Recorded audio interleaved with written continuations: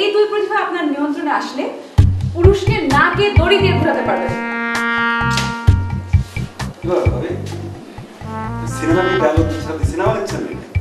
না না, এটা সিনেমার ডায়লগ না, তবে আমি সিনেমা লিখবো। আমার মতো একটা ক্রিয়েটিভ মানুষকে শুধু একটা কাজ নিয়ে পড়ে থাকতে চলে?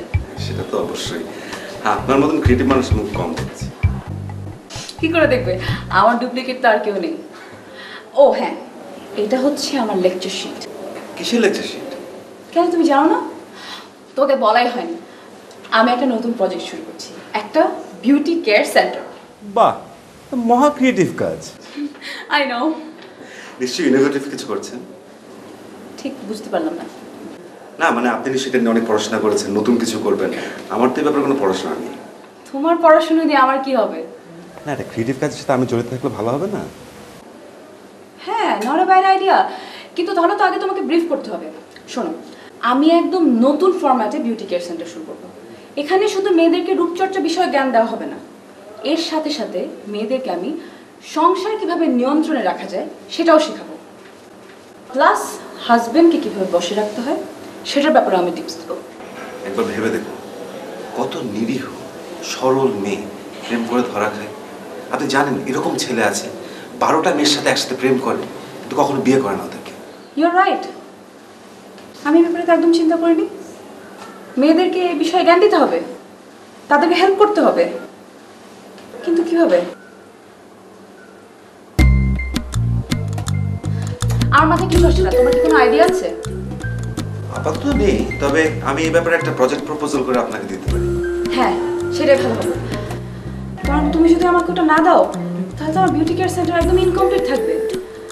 তুমি তাড়াতাড়ি, যত তাড়াতাড়ি সম্ভব এটা করে দেখো। অবশ্যই, তবে একটু সময় লাগবে, ক্রিয়েটিভ বিষয় তো আপনি তো বোঝেনি। না না, সেটা আমি অবশ্যই বুঝি, আমি নিজেও তো যথেষ্ট ক্রিয়েটিভ। ক্রিয়েটিভিটির কদর আমি ছাড়া কে বুঝবে বলো?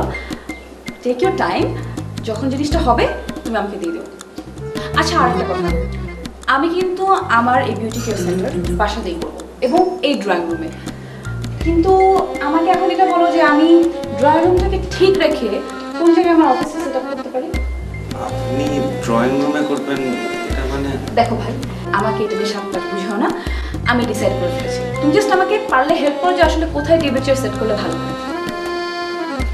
সেটা তো কোনো ব্যাপার না, যে কোনো একটা কোনায় ফার্নিচার সরিয়ে চেয়ার টেবিল বসিয়ে দিলে হবে। তাহলে আর কোনো প্রবলেম হবে না। ওকে ফাইন, তুমি বরং ওই আইডিয়ার কাছে লেগে যাও, আমি আমার অফিস গুছিয়ে নিই।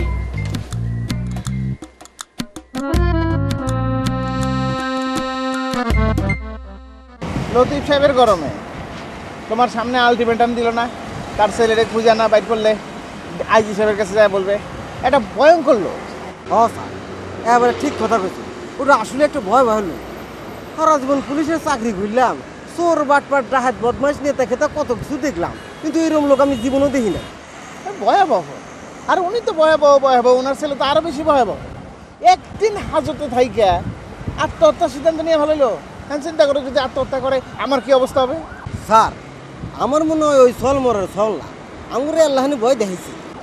ভয় দেখা গেল, তাহলে ওইরকম চিঠি লেখে? হ্যাঁ স্যার, এটা অবশ্য ঠিক কথাই কইছে। আচ্ছা স্যার, কোনে মরবো চিঠির মধ্যে লেখা নাই? সে তো তোমার মতন গাদা না যে চিঠির মধ্যে লিখবে। কনস্টেবল, কপালে কি আছে আল্লাহ জানে, এতক্ষণে মরার কাম দফারাফা করে ভালাইছে কি না কে জানে। স্যার, এরকম অমঙ্গলজনক কথাবার্তা কই নাছেন, এই আমার হার্টের প্রবলেম আছে। চলেন স্যার, খোঁজাখুঁজি করি, খোঁজাখুঁজি করলে অবশ্যই পেয়ে যাবো স্যার।